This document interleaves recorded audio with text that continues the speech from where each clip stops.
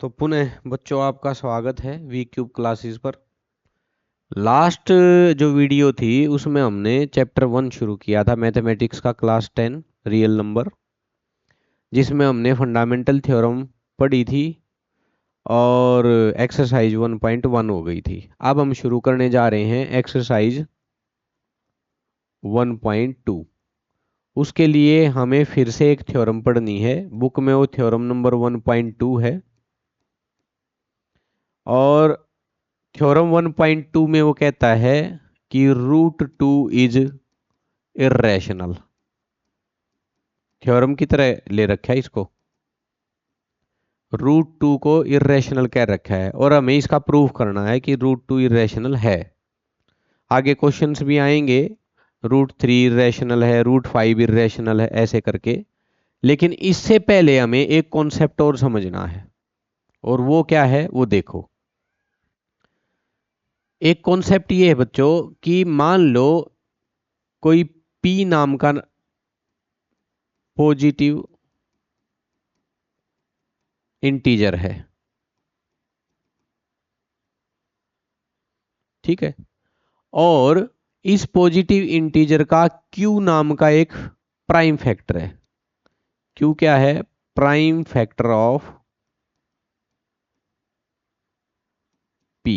इसको साथ के साथ में समझाता चलूं। मान लो हमारे पास एक नंबर है 14, और 14 को पी की जगह पी को मान लो, और 14 को हम लिख सकते हैं 2 × 7।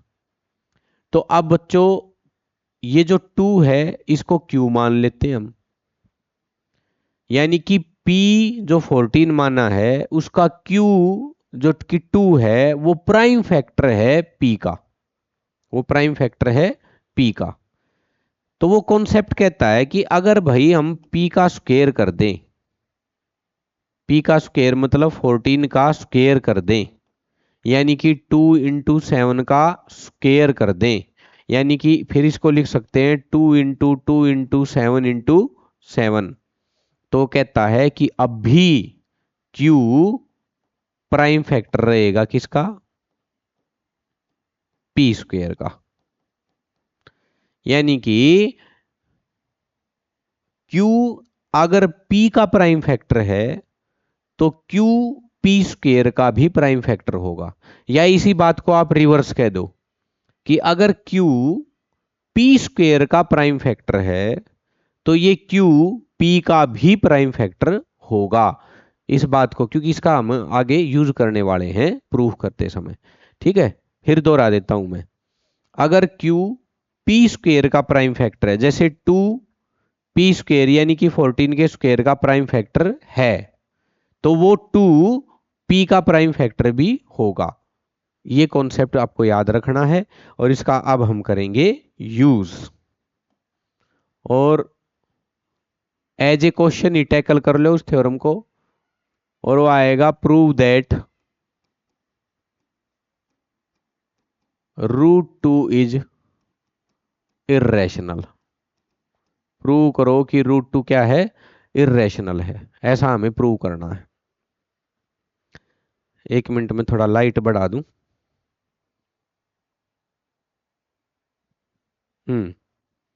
तो बच्चों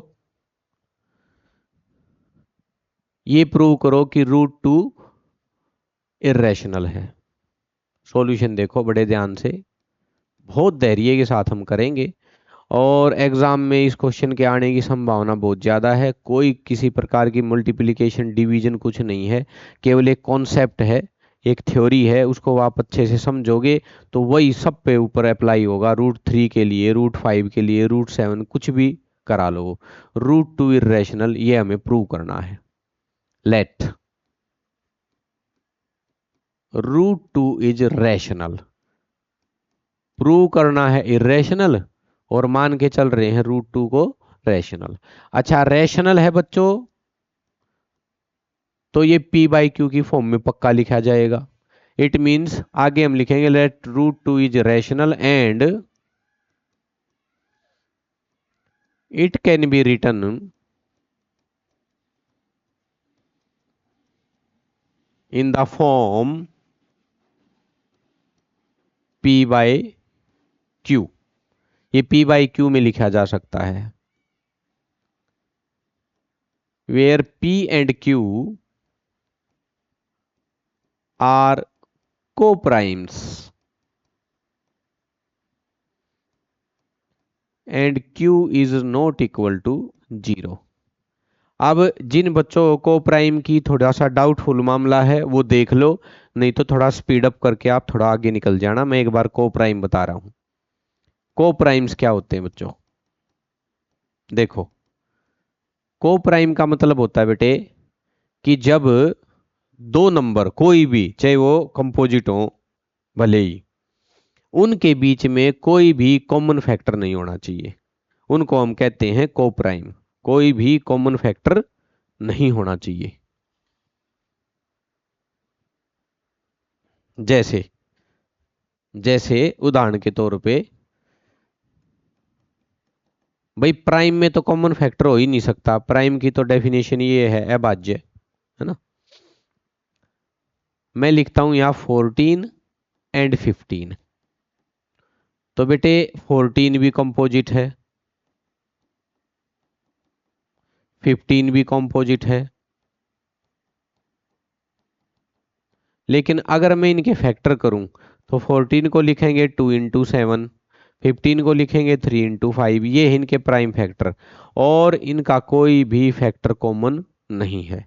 तो इसका मतलब को प्राइम वे होते हैं जिनका कोई भी फैक्टर कॉमन ना हो। There is no common factor between coprimes, इनके बीच में कोई कॉमन फैक्टर नहीं होना चाहिए, इनको कहते हैं को प्राइम। और एक बात और बच्चों नोट करने लायक, every pair of two consecutive numbers is always pair of coprimes। मतलब हर एक जोड़ा कॉन्जिक्यूटिव नंबर का, कॉन्जिक्यूटिव मतलब लगातार संख्याएं, जैसे मैंने यहाँ लिखा 14 15 15 16 16 17 17 18, कोई भी दो लगातार संख्याएं जो होंगी वो हमेशा कोप्राइम होंगी, चाहे कोई भी हो, कितनी बड़ी हो कितनी छोटी हो, अगर दो लगातार संख्याएं हैं तो वो हमेशा होंगी कोप्राइम। तो कोप्राइम समझ में आ गया होगा। अब वापस लौट चलते हैं अपने क्वेश्चन की ओर। √2 इरेशनल प्रूव करना है। √2 को रैशनल मान लिया गया है, और रैशनल है तो इसको पक्का P बाई क्यू की फॉर्म में लिखा जा सकता है, और P और Q यहां है कोप्राइम।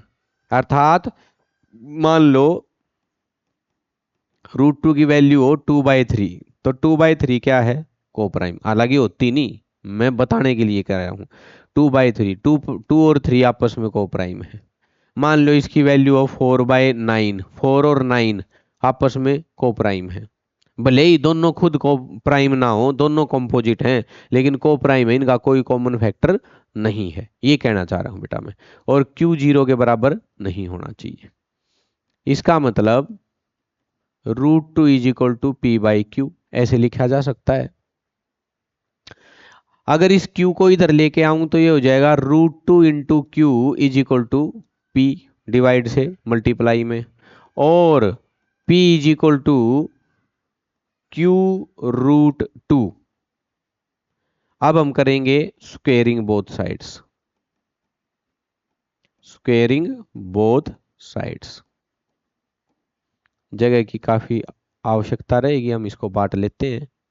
ये हो गया P square is equal to Q square into √2 का स्क्वेयर करोगे तो बच्चों क्या आएगा? 2, स्क्वेयर से रूट कैंसल। अब देखो, अभी अभी जो पढ़ के आए थे ना हम क्लास की स्टार्टिंग में, कि भाई इसका मतलब 2 तो P स्क्वेयर का क्या है? फैक्टर है। 2 P स्क्वेयर का फैक्टर है, क्योंकि ये तो इसके फैक्टर्स में आ गया, ये इसके फैक्टर ही तो है P स्क्वेयर के, Q स्क्वेयर और 2। तो इसका मतलब 2 is factor of P square and it is factor of P also. अभी अभी हमने एक उदाहरण किया था क्लास की स्टार्टिंग में, जिसमें 14 को 2 इंटू 7 लिखा था। उसमें हमने प्रूव कराया था कि अगर 2 फैक्टर है 14 का तो 14 के स्क्वायर का भी होगा, या 14 के स्क्वायर का है तो 14 का भी होगा। यही बात यहाँ होगी बेटे, अगर 2 फैक्टर है पी स्क्वायर का तो 2 फैक्टर होगा पी का भी होगा वो फैक्टर। ठीक है, लेकिन फिर एक बात बताते हैं, अगर 14 को मैंने लिखा था 2 इंटू 7, जब इस 2 को 14 के स्क्वायर में लेके आएंगे ना, 2 के साथ अब तो है 7 मल्टीप्लीकेशन में, जैसे पी स्क्वायर के साथ क्यू स्क्वायर मल्टीप्लीकेशन में, 2 के साथ क्यू स्क्वायर मल्टीप्लीकेशन में जब पी स्क्वायर का फैक्टर कर रहे हैं 2 को। लेकिन जब ऐसे करें तो ये जो 14 का स्क्वायर है, अगर 2 को मैं कंसीडर करूं तो ये आएगा 98। समझो, अगर 2 फैक्टर है 14 के स्क्वायर का तो उसके साथ मल्टीप्लाई एज ए कोशेंट के तौर पे आ रहा है 98। अगर 2 फैक्टर है 14 का तो उसके कोशेंट के तौर पे आ रहा है 7। यानी कि जब स्क्वायर करोगे फैक्टर वही का वही रखोगे, ऊपर भी 2 नीचे भी 2, तो स्क्वायर करने पर या स्क्वायर हटाने पर जो 2 के साथ मल्टीप्लाई हो रहा है कोशेंट वो चेंज हो जाएगा। अब यदि हम 2 को फैक्टर मान रहे हैं पी स्क्वायर का तो साथ में आ रहा है क्यू स्क्वायर, लेकिन जब मैं 2 को फैक्टर मानूंगा पी का तो इसके साथ मल्टीप्लाई में क्यू स्क्वायर नहीं आएगा, कुछ बदल जाएगा। जैसे यहाँ 2 फैक्टर 14 के स्क्वायर का तो 98 है मल्टीप्लाई साथ में, लेकिन जब 2 को मैं 14 का फैक्टर मानूंगा तो साथ में मल्टीप्लीकेशन 7 की है, यानी कि चेंज हो गया। तो बच्चों यही है ट्विस्टिंग पॉइंट क्वेश्चन का। यहां लिखते हैं अगेन we let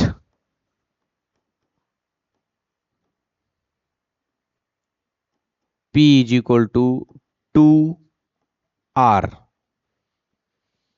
जैसे वहां स्क्वायर के साथ था तो 2 के साथ मल्टीप्लाई में 98, जब 14 का फैक्टर कंसीडर करा 2 तो उसके साथ मल्टीप्लाई में 7।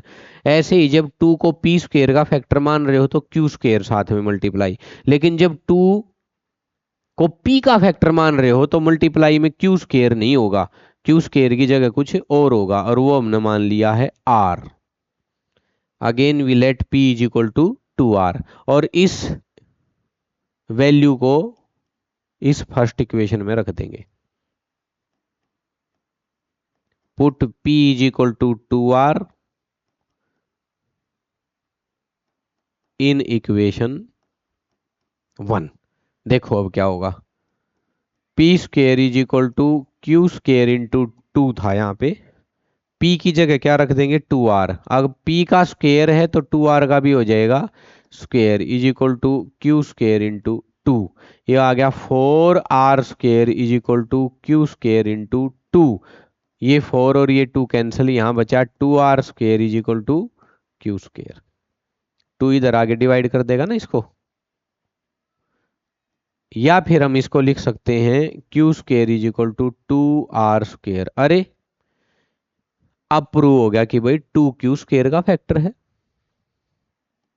इसका मतलब 2 is factor of q square and also 2 is factor of q। 2 तो q का भी फैक्टर है। अब देखो दो स्टेटमेंट बड़ी अच्छी आई यहां, एक तो ये 2 is factor of p square and it is also factor of p का फैक्टर है, 2p का भी फैक्टर है, 2q का भी फैक्टर है। ये तो गड़बड़ होगी भाई बच्चों। पहले हम मान के आए हैं कि p और q तो क्या है को प्राइम, और को प्राइम है तो p और q का कोई कॉमन फैक्टर होना नहीं चाहिए अदर देन 1, और हमने तो यहां प्रूव कर दिया कि 2 तो भाई दोनों का कॉमन फैक्टर है, p का भी है और q का भी है फैक्टर। इसका मतलब p और q तो को प्राइम नहीं है। अच्छा p और q को प्राइम नहीं है तो क्यों नहीं है, क्योंकि हमारा मानना ही गलत था, हम सारा उल्टा लेके चल रहे हैं। p और q को प्राइम मानना नहीं मिले, ये q को प्राइम मानने पड़े क्योंकि हम √2 को रैशनल मान के आए थे। इसका मतलब ये जो √2 रैशनल मानना ना ये भी गलत है। अगर √2 रैशनल नहीं तो फिर बचा क्या, इर्रेशनल। इसका मतलब ये इर्रेशनल है। यहां लिखेंगे here 2 is factor of both P and Q। यहाँ 2 जो है वो दोनों P और Q दोनों का फैक्टर है।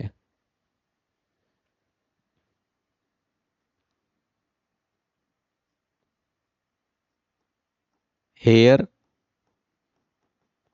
कॉन्ट्राडिक्शन अराइजेस, यहां तो विरोधाभास हो गया भाई बच्चों। विरोधाभास मतलब कॉन्ट्राडिक्शन।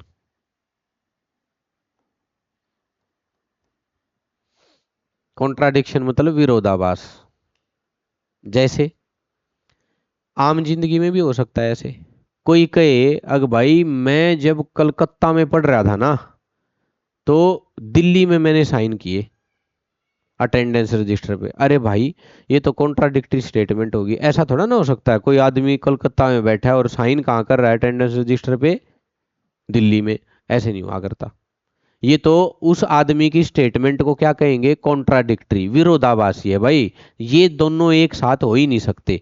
तो यहां भी विरोधाभास खड़ा हो गया बेटे कि भाई एक तरफ तो तुम कह रहे हो कि 2 is factor of both P and Q, और ऊपर मान के चल रहे हो कि P और Q तो को प्राइम है। ये तो विरोधाभास खड़ा हो गया। Here contradiction arises as P and Q are को प्राइम्स।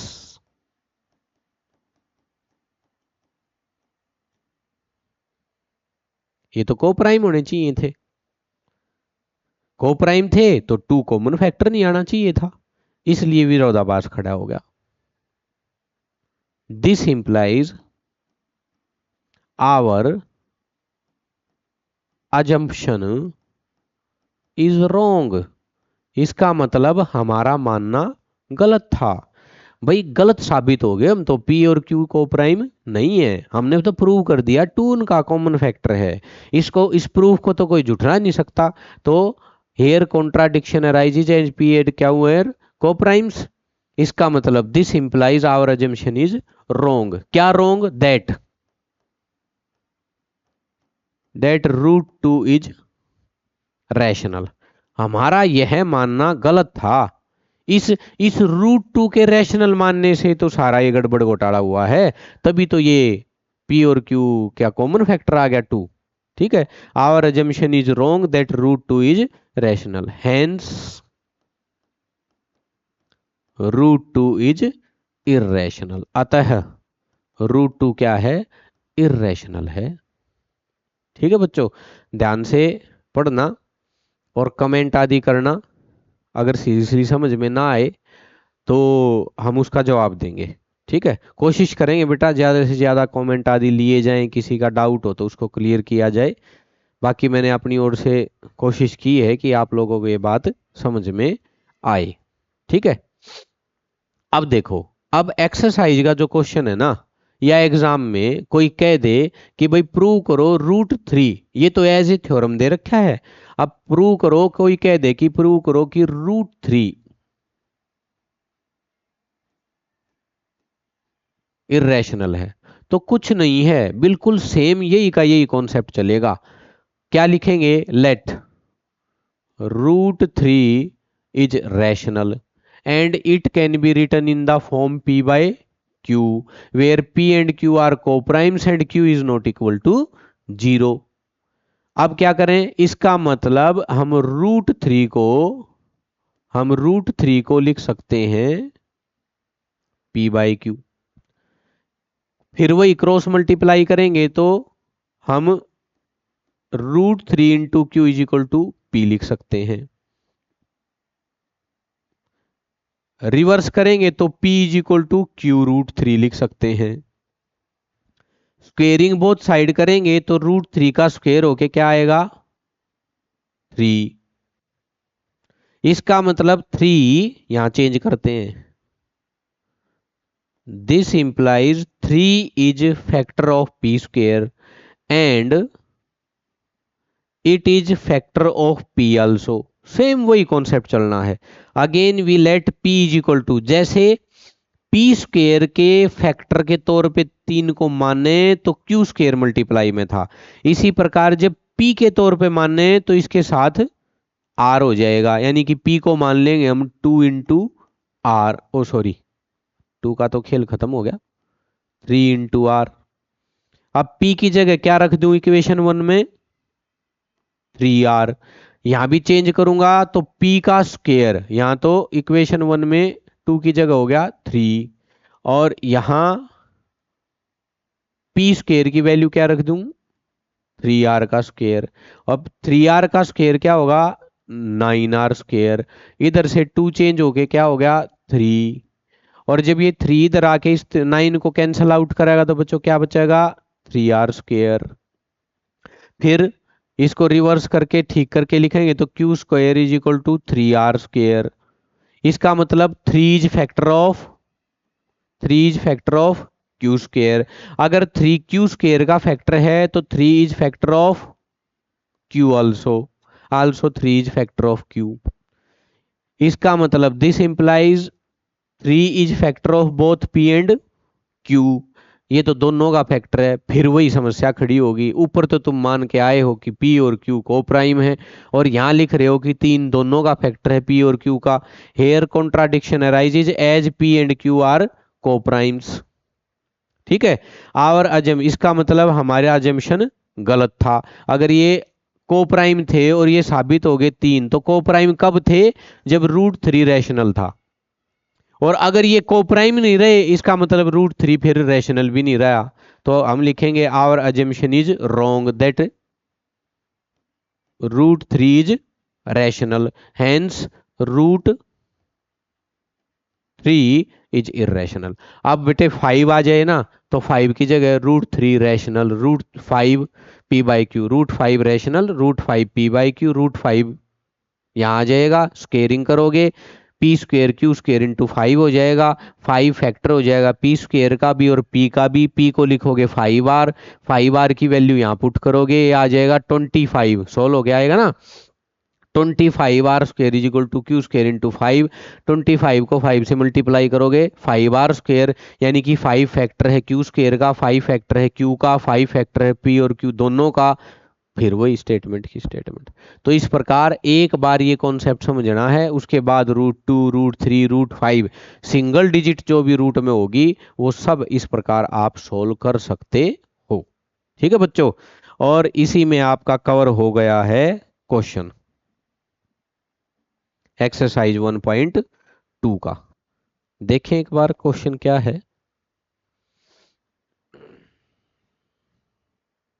तो बच्चों √5 इज इरेशनल एक्सरसाइज का फर्स्ट क्वेश्चन है, और ये ऐसे ही होगा, जहां जहां √2 या √3 था वहां √5, और जहां 3 आया वहां 5 हो जाएगा, जहां 3 का स्क्वायर हुआ वहां 5 का स्क्वायर हो जाएगा। ऐसे ही चलता रहेगा। अब exercise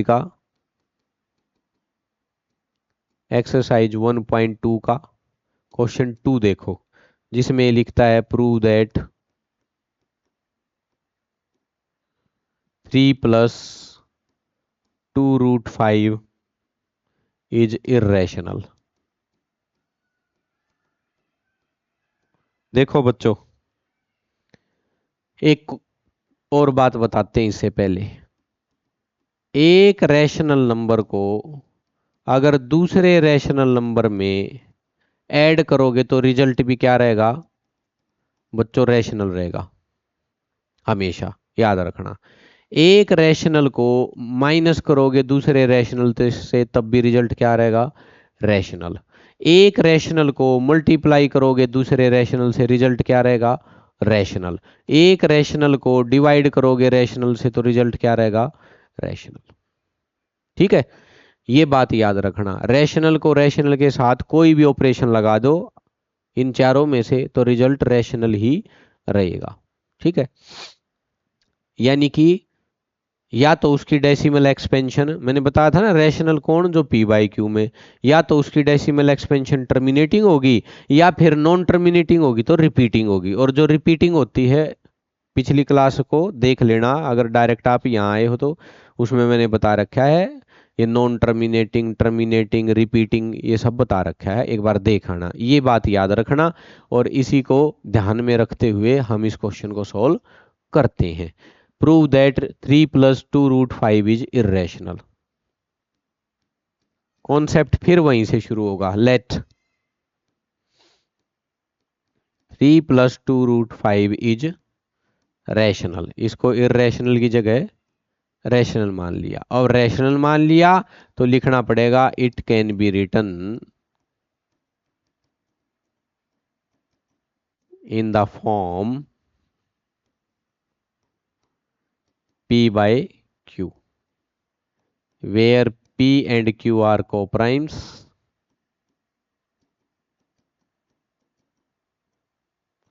and Q is not equal to 0, और Q 0 के इक्वल भी नहीं।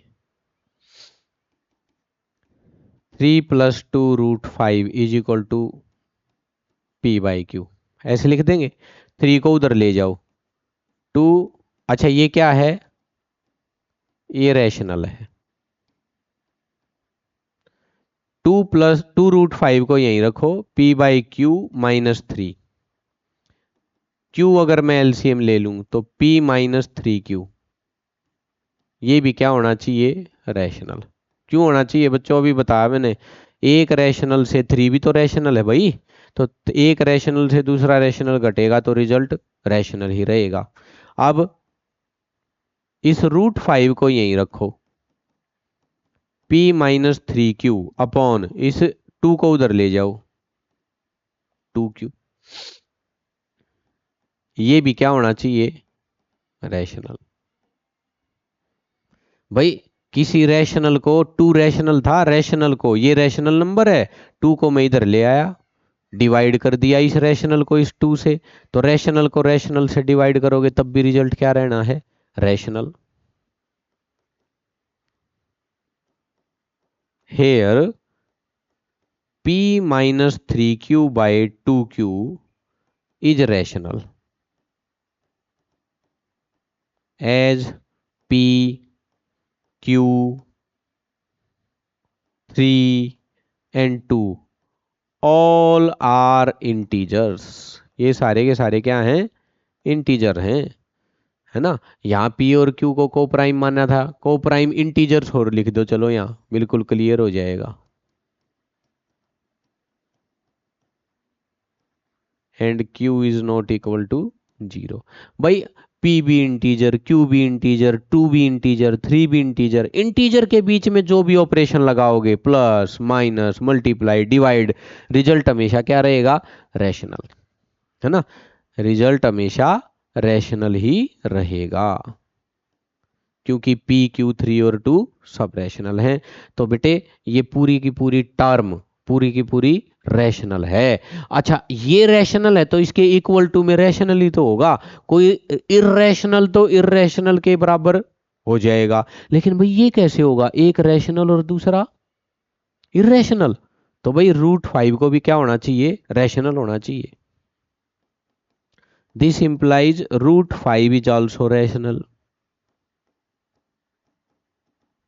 लेकिन बच्चों अभी अभी तो प्रूव करके आए हैं कि ये √5, रूट में अकेला √2, √3, √5 ये तो हमेशा इरेशनल होते हैं, अभी प्रूव कर आए हैं। √5 इज आल्सो रैशनल, इस कॉन्सेप्ट के, इस इक्वेशन के अकॉर्डिंग तो √5 भी रैशनल होना चाहिए, बट √5 इज ऑलवेज इरेशनल, ये तो हमेशा इरेशनल होता है। This implies our assumption is wrong.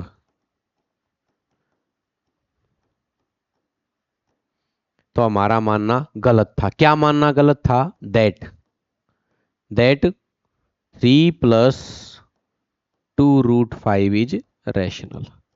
हमारा ये मानना गलत था कि 3 + 2√5 रैशनल है। हेंस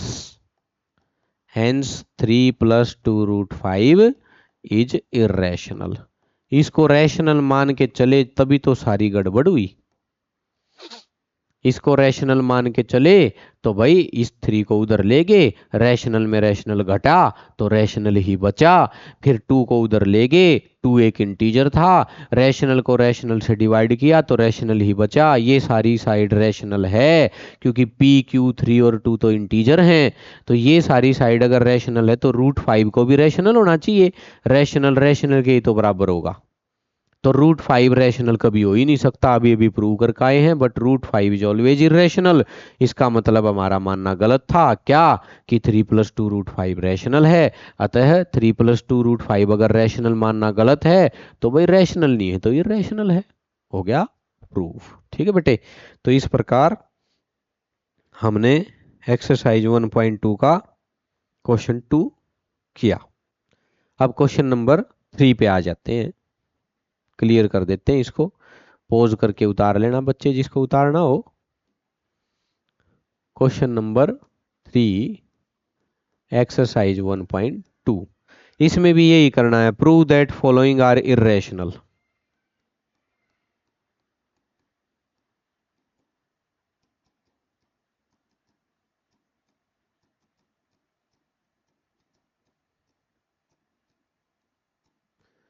प्रूव करो कि नीचे दिए गए जो नंबर्स हैं वो क्या है, इरेशनल हैं। 1/√2, तो 1/√2 को क्या मान ले,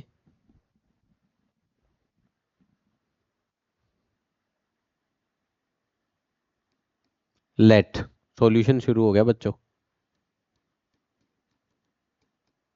लेट 1/√2 इज रैशनल। कॉन्सेप्ट वही रहेगा। अब इसके दो तरीके हैं, मैं ये सही समझता हूं। 1/√2 को बच्चों एक बार रैशनलाइज कर लो, जैसे छोटी क्लास में किया करते ना।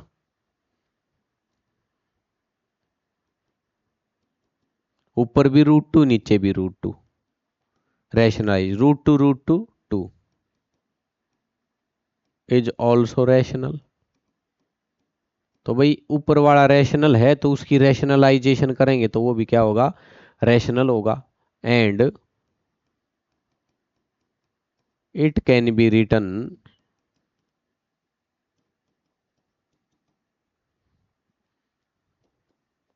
in the form p/q, where p and q are some co-prime integers and q is not equal to 0। ये कुछ इंटीजर हैं p और q 0 के बराबर नहीं है। इसका मतलब हम लिख सकते हैं √2/2 इज इक्वल टू p/q, और ये है रैशनल। इस 2 को उधर ले जाएंगे बच्चों तो ये बचेगा √2 इज इक्वल टू 2p/q। ये भी होगा रैशनल। क्यों भाई, किसी p/q रैशनल को 2 रैशनल इंटीजर से मल्टीप्लाई किया वो रैशनल ही रहेगा। लिखो here 2p/q is rational as 2p and q are integers. और इंटीजर्स के बीच में कोई भी ऑपरेशन लगे, प्लस माइनस डिवाइड कुछ भी कर लो, वो रैशनल ही रहेगा। अगर ये साइड रैशनल है तो बच्चों √2 इज ऑल्सो रैशनल, तो ये भी रैशनल रहेगा। लेकिन भाई √2 को तो प्रूव करके आए थे कि ये रैशनल हो ही नहीं सकता। बट √2 इज ऑलवेज इरेशनल, ये तो हमेशा इरेशनल रहेगा। अच्छा ऐसा है, √2 रैशनल प्रूव हो रहा है तो कहीं गड़बड़ है। गड़बड़ क्या है कि हमारा मानना गलत था। This implies our assumption is wrong. हमारा मानना गलत था। क्या मानना गलत था, दैट 1/√2 इज रैशनल। हमारा यह मानना गलत था। अच्छा ये गलत था तो हेंस 1/√2 इज इर्रेशनल। तो भाई रैशनल नहीं है तो ये इर्रेशनल है। ठीक है बच्चों, तो इस प्रकार हो गया। और मैं मानता हूं कि 6+√2 सेकंड क्वेश्चन की तरह है, 7/√5 बिल्कुल ऐसे ही है। 7√5 को हम p/q मान लेंगे और 7 को उधर ले जाएंगे जो कि एक इंटीजर है। तो बिल्कुल सेम कॉन्सेप्ट, यही लैंग्वेज, यही सब चीज़ें रहेंगी। इस प्रकार आपकी एक्सरसाइज 1.2 भी कंप्लीट हुई और चैप्टर कंप्लीट हुआ। अब हम नेक्स्ट चैप्टर पोलिनोमियल में आपके साथ फिर से आएंगे एक नई वीडियो के साथ। तब तक के लिए सभी को नमस्ते। ओके।